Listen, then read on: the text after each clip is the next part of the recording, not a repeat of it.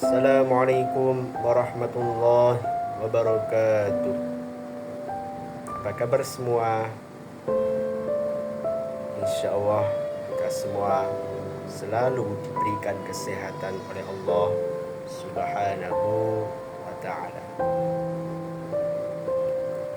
Salam hormat dari saya pribadi kepada dosen mengampu mata kuliah Sejarah Peradaban Islam Bapak Adib Aunillah Fasha MSI, dan saya ucapkan terima kasih pada teman-teman, kepada penonton yang bersedia menonton video saya dari awal sampai akhir. Sejarah Peradaban Islam.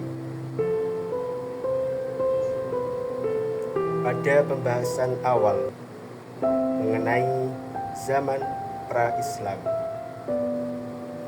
Zaman pra-Islam sering disebut-sebut, sering dinamakan oleh para pakar sejarah, oleh para cendekiawan dengan nama zaman jahiliyah. Sebelum kita masuk pada pembahasan zaman jahiliyah,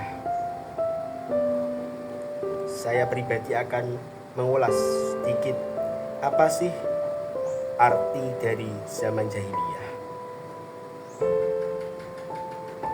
Zaman yang berarti masa atau waktu, sedangkan jahiliyah berasal dari kata bahasa Arab yakni jahula yang berarti bodoh. Zaman jahiliyah adalah periode di mana kebiasaan, adat,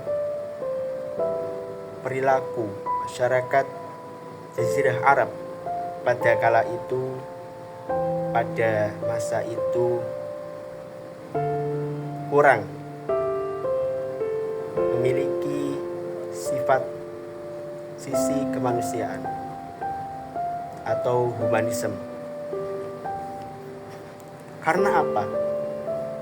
Ada contoh, misalkan pada zaman jahiliyah masyarakat Arab sering melakukan mengubur anak perempuan yang masih hidup.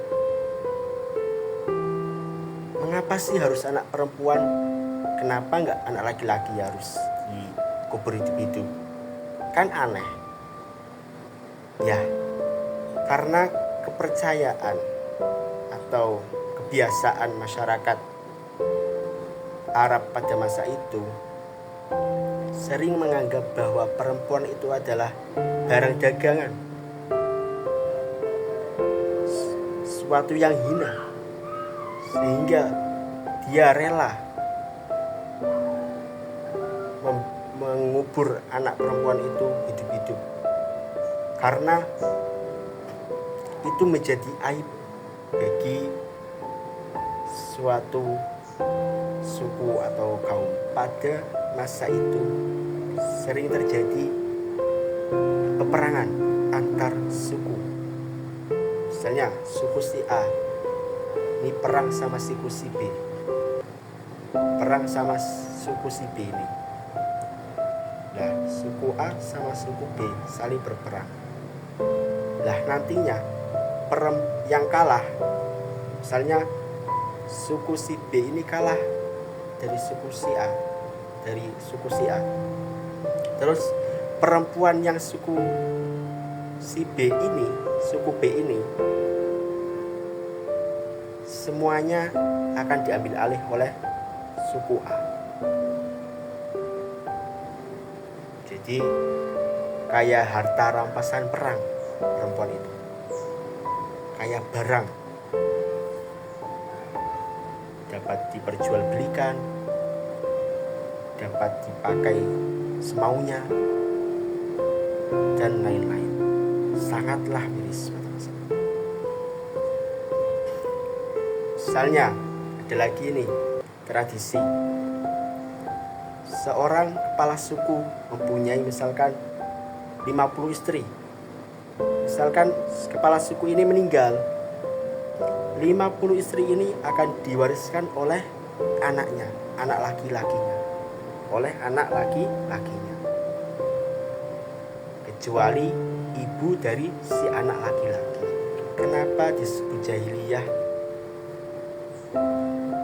Yang tadi yang pertama disebut jahiliyah dalam hal kemanusiaan. Menganggap perempuan itu sampah, barang hina, objek pemuas nafsu, dan lain-lain. Sedangkan yang kedua, itu masyarakat jahiliyah bodoh dalam hal ketuhanan. Maksudnya apa? Jadi masyarakat jahiliyah pada kala itu beragama pagan.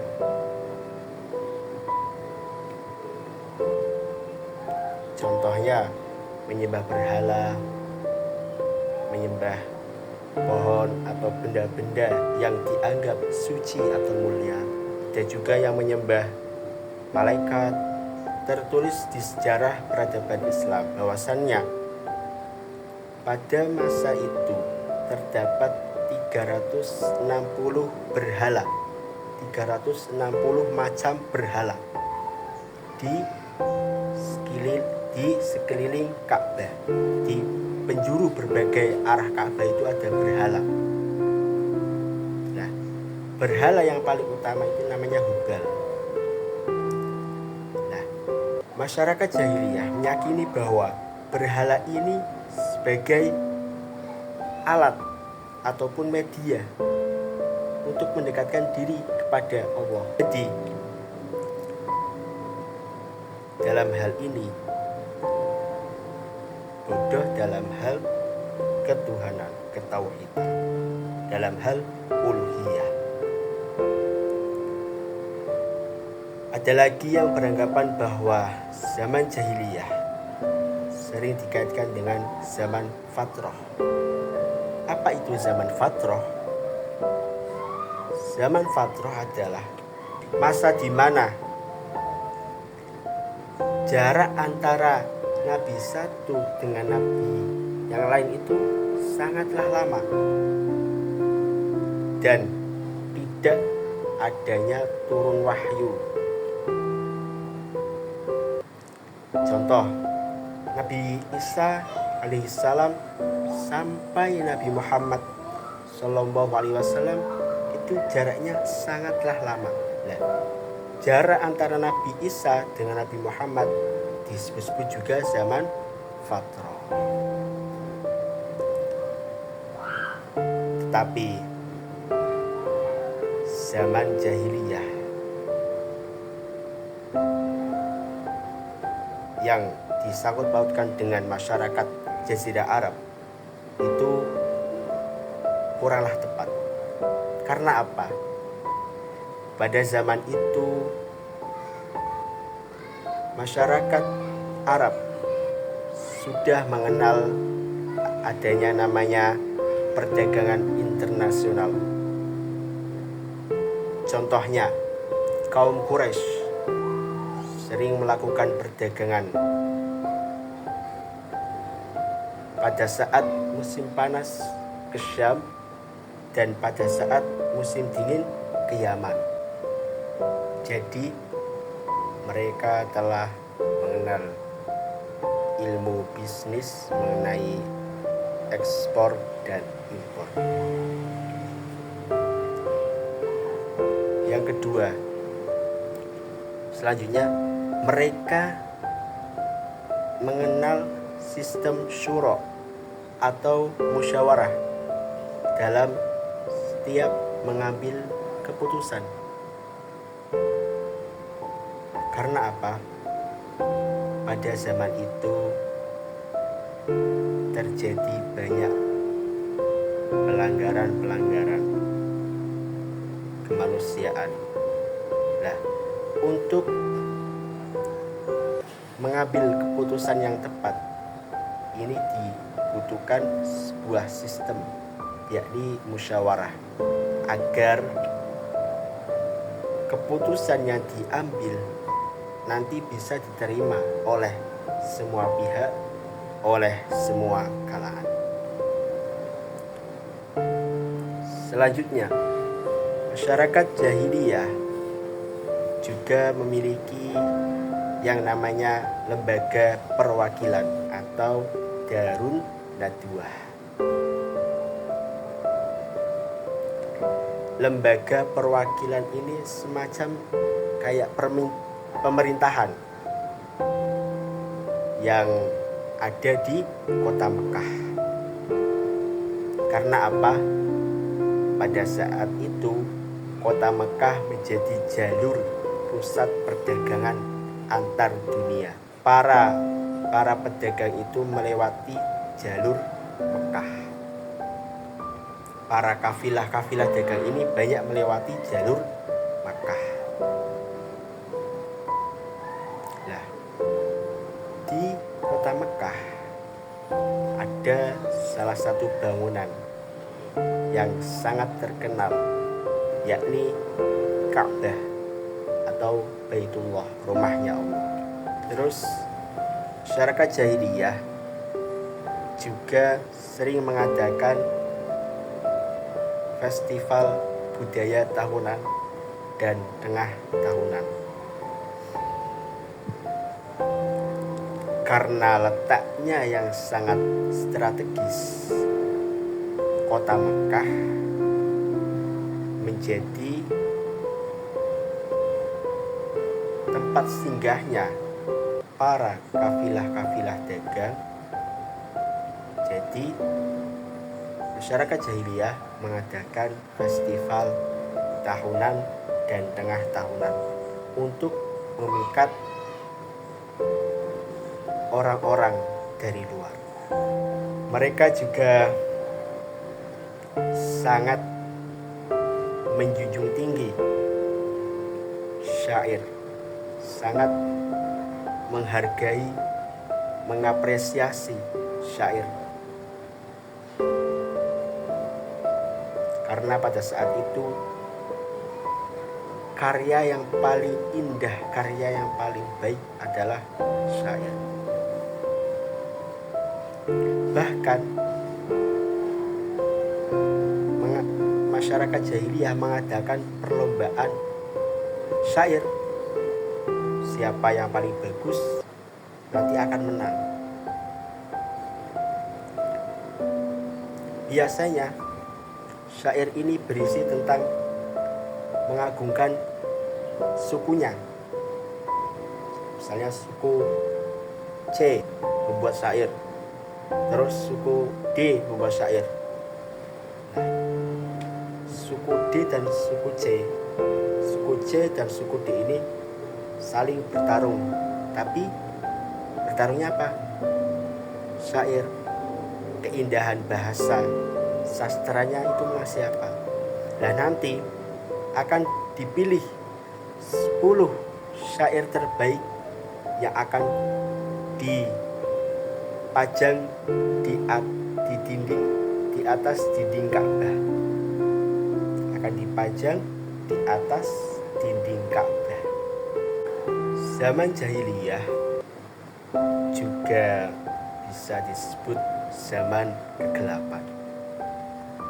Nabi Muhammad lahir dalam keadaan yatim, yakni ditinggal mati oleh ayahanda Abdullah ketika 3 bulan di dalam kandungan ibunya. Pada saat usia 6 tahun, beliau ditinggal mati oleh ibunya, Siti Aminah. Terus beliau diasuh oleh kakeknya Abdul Muthalib. Pada usia 8 tahun, Abdul Muthalib, kakeknya, meninggal dunia. Kemudian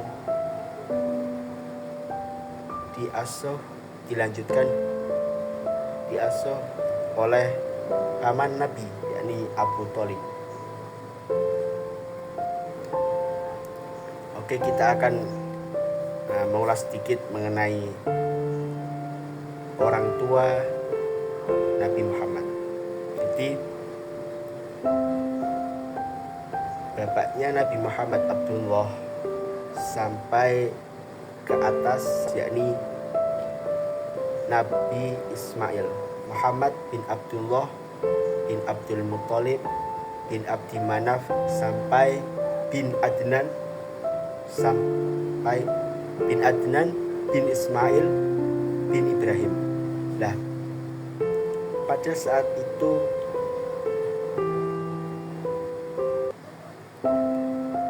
agama yang dianut adalah agama Hanif. Dalam Al-Quran sudah dijelaskan bahwa Inna Ibrahim kana ummatan qanitan lillahi hanifa, bahwasannya Nabi Ibrahim sampai bapaknya Nabi Muhammad Abdullah menganut agama Hanif. Pada dasarnya agama Hanif ini adalah agama yang sama dengan agama Islam.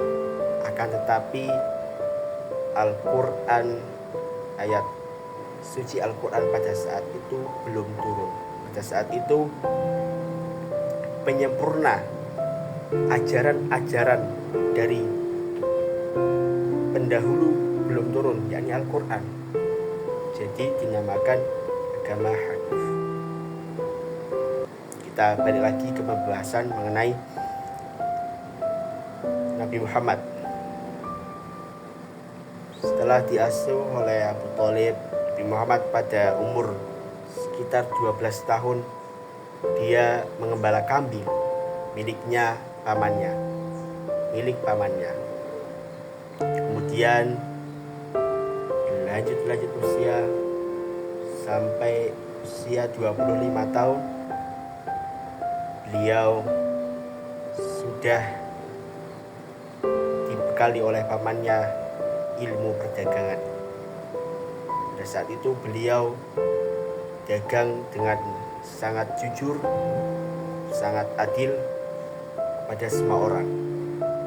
Dalam hal itu memikat seorang saudagar kaya raya, seorang perempuan saudagar kaya raya, yakni Khadijah, Sayyidah Khadijah. Kemudian Sayyidah Khadijah ini mempercayakan barang dagangnya kepada Nabi Muhammad. Setelah Nabi Muhammad melaksanakan tugasnya dengan baik, nah, Sayyidah Khadijah ini memendam rasa cinta kepada Nabi Muhammad. Kemudian mengungkapkan kepada temannya dan akhirnya menikah dengan Nabi Muhammad SAW. Pendapat yang paling masyhur usia Sayyidah Khadijah adalah 40 tahun. Kemudian pada saat itu Nabi Muhammad berusia 25 tahun.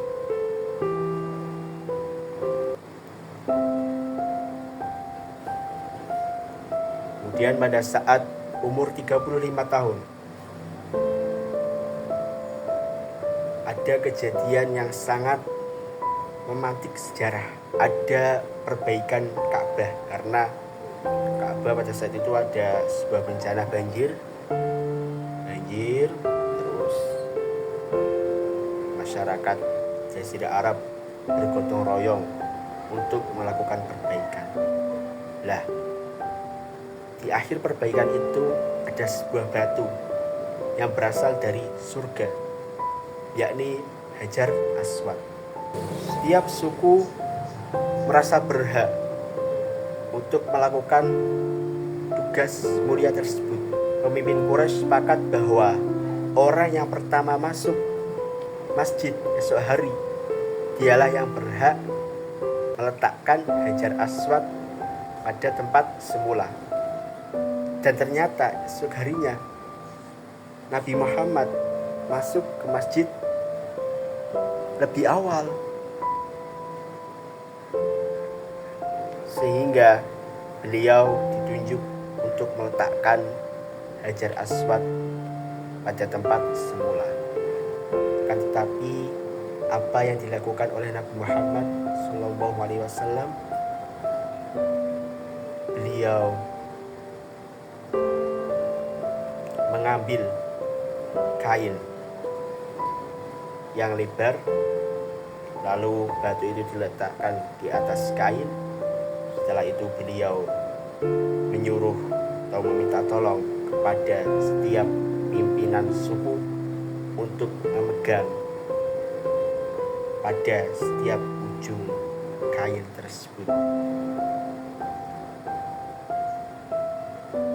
Ini adalah sebuah keadaan yang sangat jarang terjadi pada masyarakat Arab masa itu, sehingga Nabi Muhammad diberi gelar yakni Al-Amin, atau orang yang dapat dipercaya. Menjelang usia beliau yang mendekati 40 tahun, beliau sering memisahkan diri atau uzlah dari gemerlapnya dunia. Beliau sering bertahanus ke Gua Hira yang jaraknya beberapa kilometer dari Mekah. Pada tanggal 17 Ramadan 611 Masehi,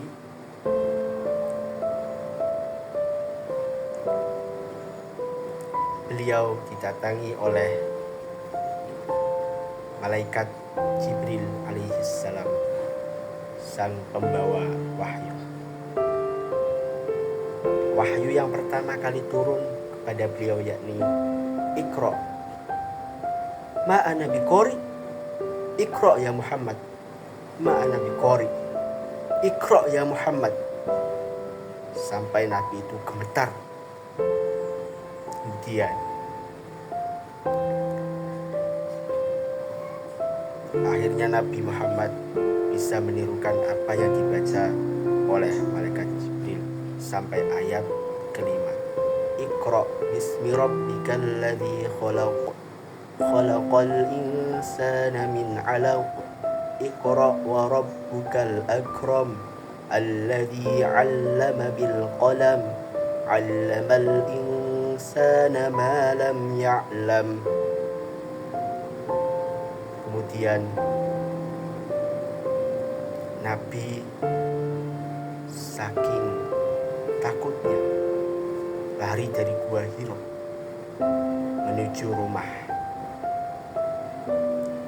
rumahnya. Dan Nabi meminta kepada Sayyidah Khadijah untuk memberikan selimut, karena Nabi sangat dingin pada saat itu. Yang dirasakan Nabi itu adalah sangat dingin, badan gemetar. Jadi mengenai hal ini bisa kita simpulkan bahwa Nabi sudah diangkat menjadi Rasul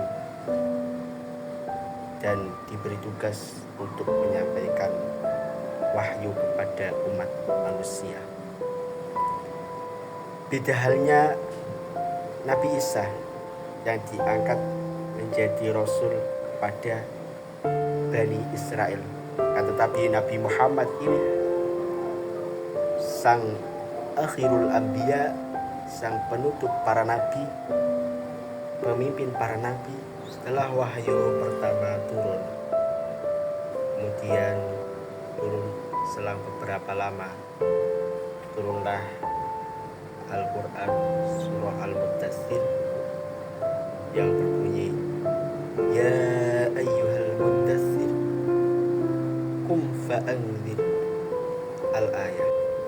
Nabi pertama kali berdakwah Nabi Muhammad SAW pertama kali berdakwah secara sembunyi-sembunyi, door to door, pintu ke pintu. Yang pertama kali menerima ajaran Islam yakni istrinya beliau, Sayyidah Khadijah. Setelah itu bersambung ke sanak saudara, kerabat. Dan ini sesuai dengan firman Allah, wa anzir ashiratakal aqrabin. Kemudian turunlah ayat Al-Quran yakni surah Al-Hijr ayat 94 yang berbunyi fasda' bima tu'maru wa a'rid 'anil musyrikin. Dari ayat ini Nabi Muhammad SAW diperintahkan oleh Allah untuk dakwah secara terang-terangan. Dalam dakwah secara terang-terangan ini, Nabi Muhammad dan umat Islam mengalami kekerasan dari orang kafir Quraisy, dari orang kafir Mekah pada saat itu. Nabi mengirim beberapa umatnya untuk pindah ke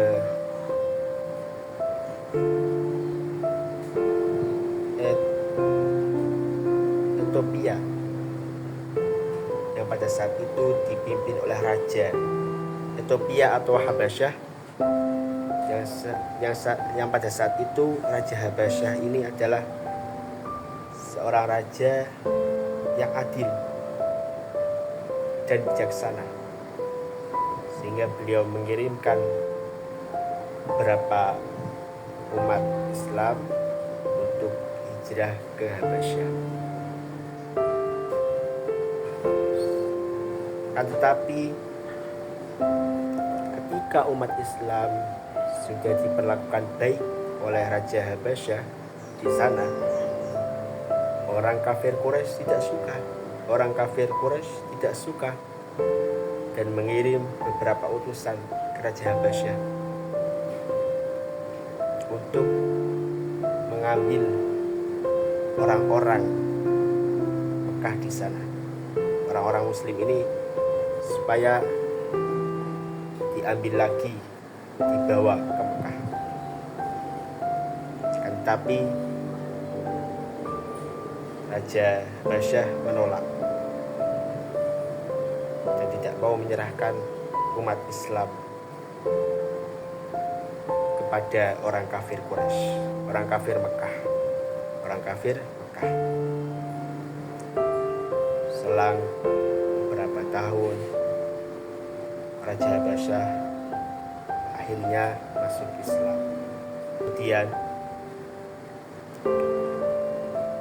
perlakuan orang kafir Mekah semakin menjadi-jadi, semakin kejam, semakin brutal, semakin ganas, sehingga Allah menurunkan ayat yang berisi perintah bahwa Nabi disuruh untuk hijrah dari Makkah Al-Mukarramah ke kota Yatsrib, yang dimana kota Yatsrib ini akan diubah namanya menjadi kota Madinah Al-Munawwarah. Kenapa Islam di Madinah sudah berkembang pesat sebelum Nabi Muhammad SAW datang ke Madinah, hijrah ke Madinah? Karena sebelumnya ada yang namanya Bai'at Aqabah, di mana ada, kalau nggak salah, sekitar 10 orang yang disaksikan oleh Nabi bahwa masuk Islam.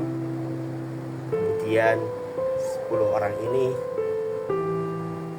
pun pulang kembali ke Madinah untuk menyebarkan agama Islam.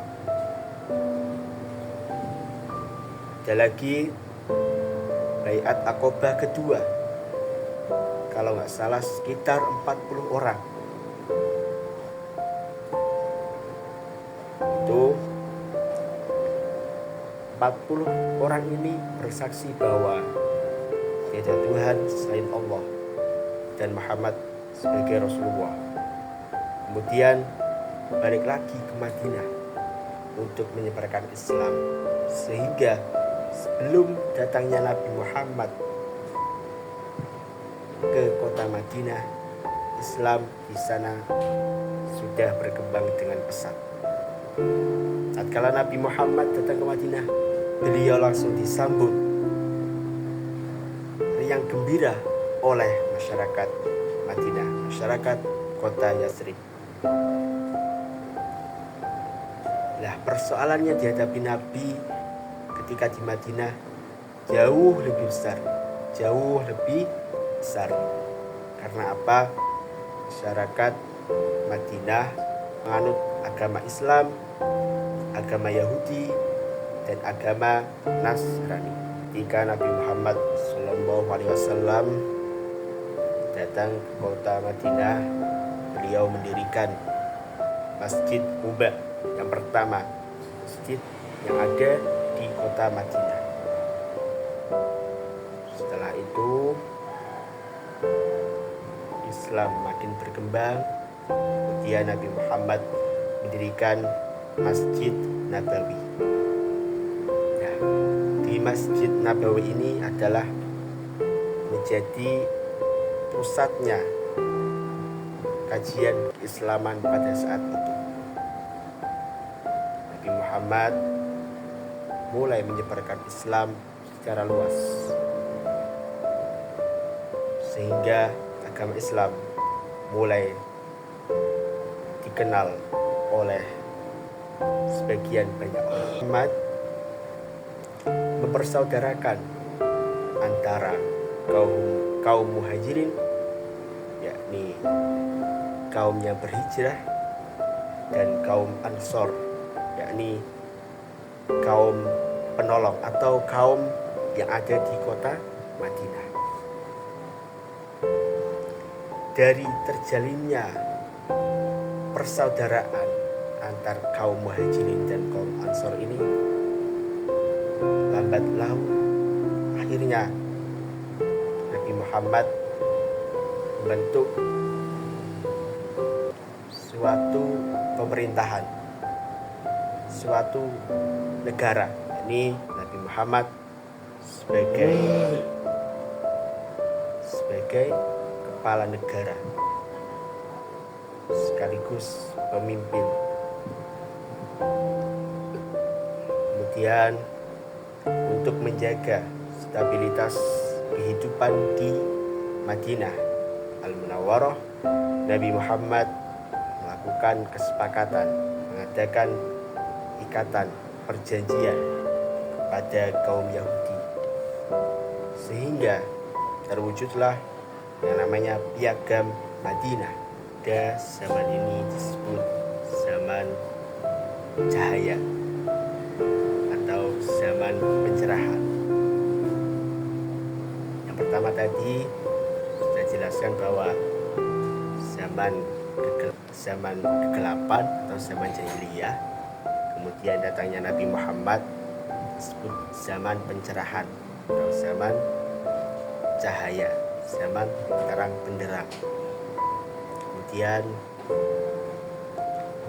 pada hari Senin, tepatnya tanggal 12 Rabiul Awal tahun sekitar 631 Masehi, ada juga yang mengatakan 632 Masehi, Nabi Agung kita Nabi Muhammad Sallallahu Alaihi Wasallam mengembuskan nafas terakhirnya. Setelah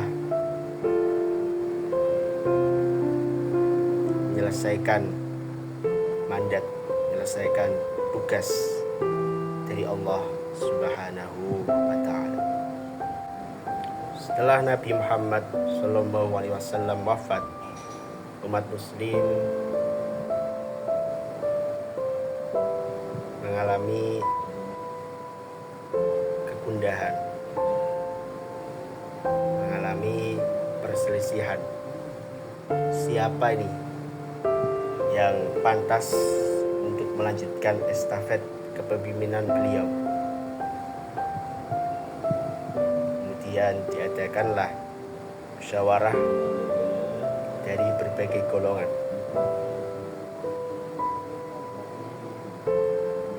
Dan menghasilkan bahwa yang berhak dan yang pantas untuk melanjutkan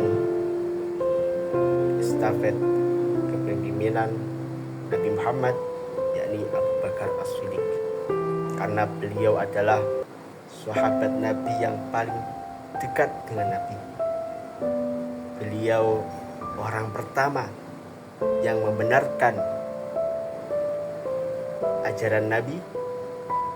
Salah satu yang menjadi pokok yakni ketika peristiwa Isra dan Mi'raj. Ketika itu berapa orang tidak mempercayai hal kejadian tersebut yang sangat tidak masuk akal, sangat di luar nurul, sangat di luar ekspektasi.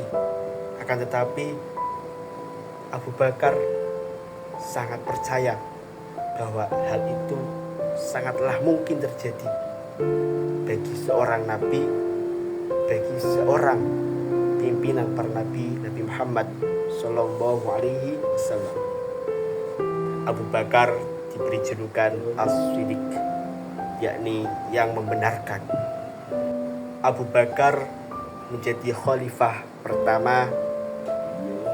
Beliau banyak mengalami prestasi.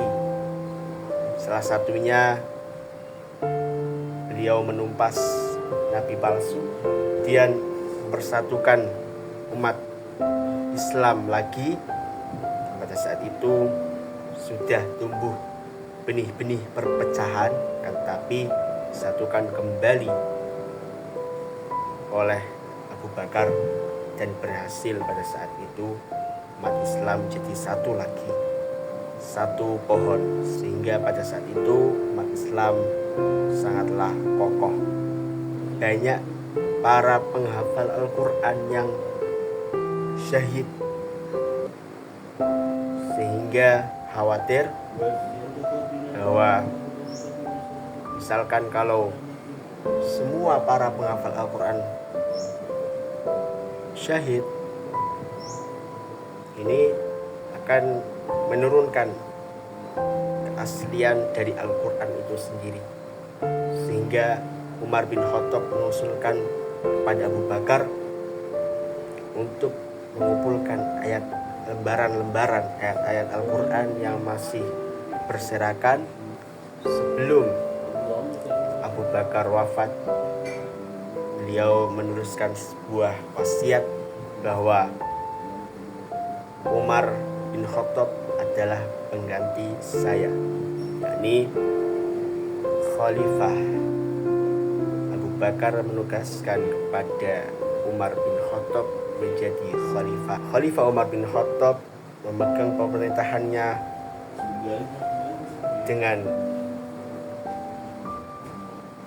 sifat sederhana, adil, dan bijaksana, memberikan kontribusi besar pada umat Islam, yakni dengan mendirikan Baitul Mal, terus mendirikan Dewan Militer, terus menciptakan mata uang, menetapkan kalender tahun Hijriah. Khalifah Umar bin Khattab mendapat gelar dari Nabi Muhammad Sallallahu Alaihi Wasallam, yakni Al-Faruq.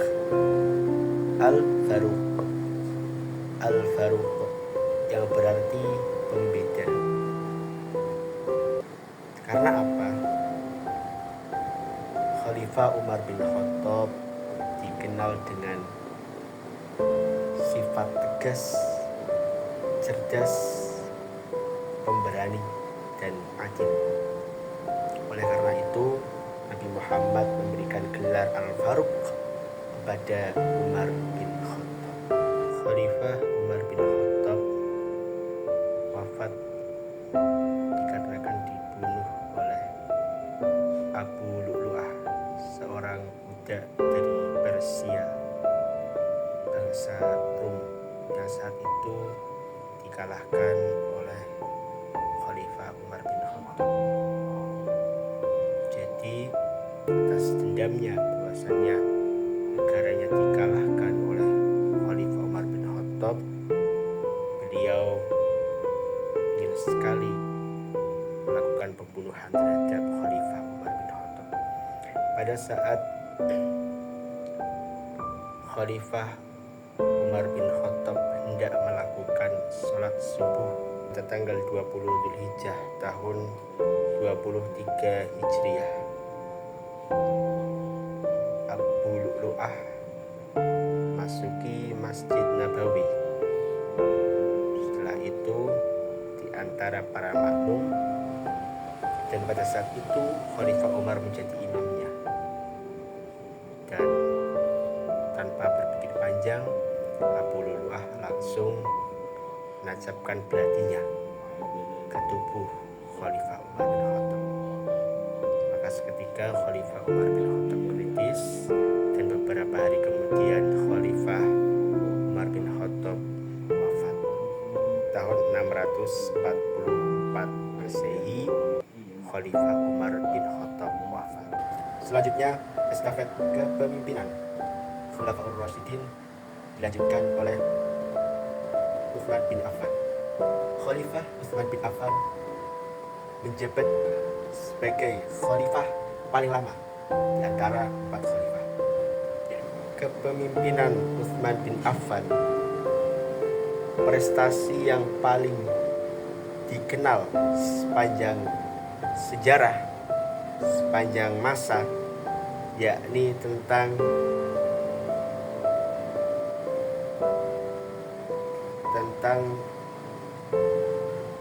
Mushaf Al-Quran Utsmani. Jadi pada saat Khalifah Utsman memimpin, beliau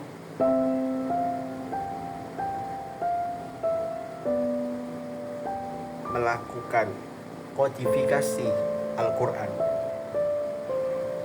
Ya, dulu kan pernah pada saat pimpinan Khalifah Abu Bakar terjadi pengumpulan lembaran-lembaran ayat-ayat Al-Quran, terus dibukukan oleh Zaid bin Sabit, tapi disimpan di salah satu istri Rasulullah, yaitu Hafsah, putrinya Umar bin Khattab.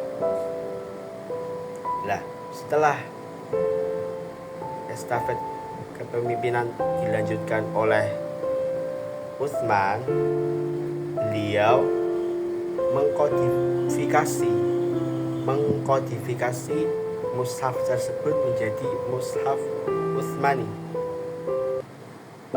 sehingga misalkan ada mushaf yang lain langsung beliau bakar, kecuali satu mushaf, yakni mushaf Utsmani. Mushaf Utsmani ini diperluaskan ke daerah-daerah Islam. Mengkodifikasi mushaf Al-Quran yang dilakukan oleh Khalifah Utsman bin Affan ini agar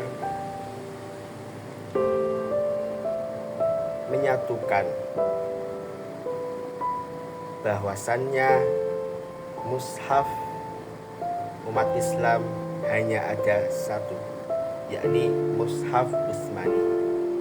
Yang nomor 2, menyatukan bacaan umat Islam Kendati banyak sekali bacaan-bacaan yang berbeda, entah itu qiraah sab'ah maupun qiraah asyrah, tetapi tetap satu mushaf, yaitu mushaf Utsmani. Yang tertib urutan surat per surat, sehingga tidak ada lagi perbedaan bahwa surat pertama yakni Al-Fatihah, surat kedua Al-Baqarah, surat ketiga Ali Imran, dan seterusnya, sehingga tata tertib urutan surat tersebut dapat berlaku sampai sekarang. Pemerintahan Utsman ini terjadi berbagai konflik, timbul perpecahan sana sini. Ada yang mengatakan bahwa melantik beberapa sanak keluarganya menjadi basis pemerintahannya, sehingga terjadi pemberontakan yang sangat masif pada kala itu. Khalifah Utsman bin Affan wafat dalam keadaan syahid karena beliau sedang membaca Al-Quran dengan sangat khusyuk, sehingga tak disangka ada seorang pemberontak di belakangnya langsung menggorok lehernya. Menurut berbagai sejarawan, ada yang mengatakan menebas lehernya, ada yang mengatakan menggorok lehernya, dan ada yang mengatakan juga menancapkan belati di punggung Utsman bin Affan, sehingga beliau wafat dalam keadaan syahid. Hal ini pernah disabdakan oleh Nabi Muhammad Sallallahu Alaihi Wasallam. Khalifah Ali bin Abi Thalib menjabat selama kurang lebih 6 tahun. Beliau banyak mengalami berbagai tekanan, hambatan, rintangan dari berbagai golongan kaum umat Islam pada saat itu. Setelah memangku jabatan khalifah dari Utsman bin Affan, Khalifah Ali bin Abi Thalib memberikan 2 ketetapan, yakni yang pertama, memecat pejabat-pejabat yang diangkat oleh Utsman bin Affan. Yang kedua, mengambil alih wilayah-wilayah Islam yang telah diserahkan oleh sanak famili dari Khalifah Utsman bin Affan. Jadi beliau mengambil alih tanah-tanah yang telah diberikan kepada keluarga Utsman bin Affan, sehingga tanah itu menjadi tanah umat Islam itu sendiri, bukan tanah keluarga Utsman bin Affan. Khalifah Ali bin Abi Thalib memiliki kecakapan dalam bidang militer dan strategi perang. Tetapi kekacauan administrasi negara yang ditinggalkan oleh khalifah sebelumnya menjadikan negaranya kurang kokoh. Negara yang dipimpin oleh Khalifah Ali bin Abi Thalib kurang kokoh. Khalifah Ali bin Abi Thalib meninggal pada usia 63 tahun. Beliau dibunuh oleh Abdurrahman bin Muljam, salah satu pengikut kaum Khawarij, yakni kaum yang menentang adanya Khalifah Ali bin Abi Thalib. Adapun kaum yang membela Khalifah Ali bin Abi Thalib adalah kaum Syiah. Al-Khulafa Ar-Rasyidin adalah pengganti Nabi dalam hal memerintah, bukan dalam hal keagamaan. Selanjutnya, setelah masa Khulafa Ar-Rasyidin dilanjutkan oleh masa Daulah Umayyah. Daulah Umayyah didirikan oleh Muawiyah bin Abi Sufyan, dan Daulah Umayyah berkuasa kurang lebih sekitar 90 tahun lamanya. Dalam pemerintahan Daulah Umayyah yang awalnya dulu pemerintahan Islam itu menganut sistem demokratis, berubah menjadi sistem monarki, yakni sistem yang diambil dari kerajaan-kerajaan Romawi, kerajaan Bizantium kala itu menggunakan sistem monarki, yakni sebuah sistem kerajaan yang dimana pemimpin selanjutnya adalah keturunannya, yakni turun-temurun. Daulah Umayyah berpusat di ibu kota Damaskus pada periode awal. Pada periode kedua berpusat di kota Cordoba, yakni di salah satu kota Spanyol. Karena pada masa Daulah Umayyah ini, pemerintah Daulah Umayyah berhasil melanjutkan ekspansi sampai ke Spanyol dan berhasil menaklukkan Spanyol. Salah satu Khalifah Abdul Malik bin Marwan itu menjadikan bahasa Arab sebagai bahasa resmi pemerintahannya. Selanjutnya pada masa beliau juga telah sukses melaksanakan ekspansi ke Spanyol. Pada masa Umar bin Abdul Aziz juga ini adalah masa kegemilangan Daulah Umayyah, karena di dalam pemerintahannya ini melakukan sebuah kebelakangan yang sangat besar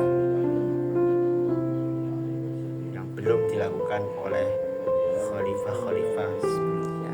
Keruntuhan Daulah Umayyah disebabkan oleh Yazid bin Muawiyah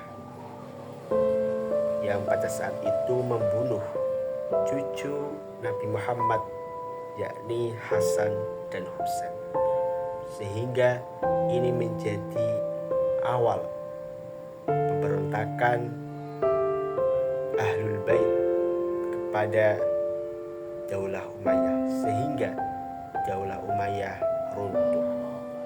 Selanjutnya dilanjutkan oleh Daulah Abbasiyah. Daulah Abbasiyah memerintah sekitar 500 tahun. Daulah Abbasiyah didirikan oleh Abu Abbas As-Suffah, sekaligus menjadi khalifah pertama Daulah Abbasiyah. Nama Abbasiyah dinisbatkan kepada Abbas bin Abdul Muthalib, yakni salah satu paman Rasulullah Shallallahu Alaihi Wasallam. Daulah Abbasiyah berpusat ibu kota di Baghdad, dan pada khalifah kedua yakni Al-Mansur, beliau membangun kota Baghdad menjadi kota peradaban yang sangat maju, sangat modern pada saat itu.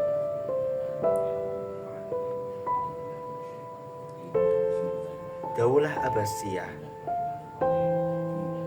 mengalami berbagai perkembangan dan kemajuan dalam berbagai bidang, contohnya dalam ilmu pengetahuan, ilmu seni dan arsitektur, dan masih banyak ilmu-ilmu yang lain. Pada puncak kejayaannya Daulah Abbasiyah pada saat Khalifah Harun ar-Rasyid memimpin. Pada saat itu Islam berada di puncak jayanya, yakni berbagai karangan, berbagai buku Yunani kuno diterjemahkan ke dalam bahasa Arab dan dijadikan buku bahasa Arab yang bisa menjadi pedoman bagi kaum muslim, sehingga ilmu pengetahuan dapat diserap dan ditingkatkan lagi oleh cendekiawan muslim pada saat itu. Banyak tokoh ilmuwan yang muncul, contohnya Al-Farabi, Al-Kindi, Ibnu Sina, Al-Khawarizmi, dan masih banyak ilmuwan lain yang muncul pada masa Daulah Abbasiyah. Dan dalam pemerintahan Daulah Abbasiyah terjadi perekonomian yang sangat makmur pada saat itu, sehingga bisa dikatakan bahwa Daulah Abbasiyah adalah masa kegemilangan, masa puncaknya umat Islam pada saat itu. Oke, dari pembahasan tadi yang saya paparkan bisa disimpulkan bahwasannya ada 6 kata kunci atau 6 keyword. Yang pertama yakni zaman jahiliyah atau zaman kegelapan. Yang kedua zaman pencerahan atau zaman terang benderang. Yang ketiga pada saat Khalifah Abu Bakar dan Umar bin Khattab bisa dikatakan sebagai zaman penguatan atau zaman perluasan wilayah. Yang keempat pada saat Khalifah Utsman bin Affan dan Khalifah Ali bin Abi Thalib bisa disebut zaman kekacauan, karena pada saat itu terjadi banyak kekacauan, perselisihan antar umat yang didasari oleh fitnah-fitnah yang muncul. Kemudian kata kunci yang kelima yakni zaman monarki yang terjadi pada saat Daulah Umayyah. Tapi Daulah Umayyah ini juga memiliki pengaruh yang luar biasa terhadap peradaban Islam, khususnya ekspansinya sampai ke Spanyol. Yang keenam, kata kunci yang keenam yakni zaman keemasan pada saat Daulah Abbasiyah. Pada saat Daulah Abbasiyah terjadi perkembangan yang sangat pesat dalam berbagai bidang, khususnya ilmu pengetahuan dan seni arsitektur. Jadi pada saat Daulah Abbasiyah bisa dikatakan kata kuncinya adalah zaman keemasan Islam.